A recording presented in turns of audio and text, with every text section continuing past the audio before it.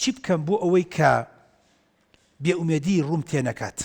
خاڵی یەکەم لە هەموو کتێبە زانستیەکانە باز دەکرات تۆ لە ڕەشبینەکان خۆت دوورخەرەوە، لە خەڵکی ڕەشبین، لە خەڵکی عینەک لە ڕەش، لە خەڵکی خۆی باگراوند خراپ، لە خەڵکی گەندەڵ، لە خەڵکی هیچتیانەبوو خۆ دوورخەرەوە.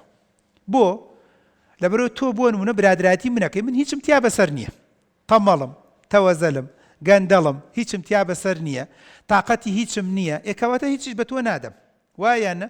کەواتە تۆ هیچ لە من هەڵ ناکڕێنی، کەواتە هیچ لە منەوە فێر نابی، کەواتە هیچ لە منەوە نابیستی. کەواتە خاڵی یەکەم ئەگەر بە من دەڵێ دکتۆر چی بکەم بۆ ئەوی باش و چاک و مەزبوطەوە، تکایە ئاگادار بە خۆت لە گەندەڵەکان بە دوورخە، خۆت لە هیچ نیابەکان بە دوورخە، خۆت لە بێئومێدەکان بە دوورخەرەوە.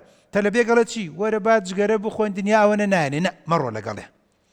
تەلەبێ گەڵێت چی؟ ئەم دنیاە فشەیە هەمووی پێکێ نایێنێ، مەڕۆ لەگەڵێ. تەلەبێ گەڵێت چی؟ هەمووی جگەرەیەک نایێنێ. تەلەبێ برادرێک گەڵێت چی بە من؟ تەلەبێکم دوێنە، کاکتۆر هەموو دنیا هیچی بەقەت جگەرەکە بۆم ناسووتێت، خوا وەرە دەوەرە ئەوە تیگێنە. یعنی بە هەموو عەقڵی خۆی جگەرەکە بۆ ئەسووتێ. با بۆتم جگەرە ئەسووتێنێ، پارەی گیرفانت ئەسووتێنێ، گەدەت ئەسووتێنێ، ڕیخۆڵەت ئەسووتێنێ، جگەرە کوا بۆت ئەسووتێنێ. کەچی بە هەموو عەقڵی خۆی ئەڵێ هەموو دنیا جگەرەیەک نایێنێ، بەس جگەرەکە بۆ مەسووتێ. من دیارە عاشقە، عاشق و مەشق لێی داوە و کەپڵ و مەپڵەکەی بەجێ هێشتووە، بێئومێد بووە. خۆ بێئومێدی بۆ مەلوماتان هەر لە خوێندنان نییە، ئەسڵەن خەڵکە ناسم بێئومێدە لە ژنێنان، بێئومێدە لە شوکردن. یعنی ئەم بەرنامەیە گشتگیرە بەڕێزان، یعنی ئافرەتم دوانووە 8 دانە ساڵە چۆتەوە بۆ ماڵی خۆی لەبەرەوەی تەلاق دراوە.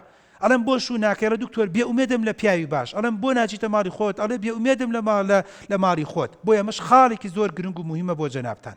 بۆیە ئەزیزان مەسەلەی بێئومێدیەکە لە هەموو ڕوانگەکەیەوە، یان جاروایە لە خێزانەیە، جاروایە لە خانەوادەیە، جاروایە لە گەنجە، جاروایە لە کاسبکارێکە کە بێئومێد بووە، جاروایە لە دوکاندارێکە، جاروایە لە سیاسیەکە کە دەوێت گۆڕانکاریکی باش و چاک و مەزبوط دروستکە، بەڵام بێئومێد دەبێت. بۆیە خاڵە لە خاڵەکان کە زۆر گرنگ و مهمە دەبێت بزانین هۆکارەکەی چیە، اینجا دەتوانین چارەسەرکەین. هیچ لەو خاڵانەی ترکە بۆی هەوڵ بدەین بێئومێدی ڕوومان تێنەکات و بێئومێدیەکە چاکی کەین و بیکەین بە ئومێد. ئەویش ئەوەیە کە کەم تا زۆر هەوڵ بدەین چواردۆرمان خەڵکی ئیجابی بێ، یعنی عەکسەکەشی زۆر باشە.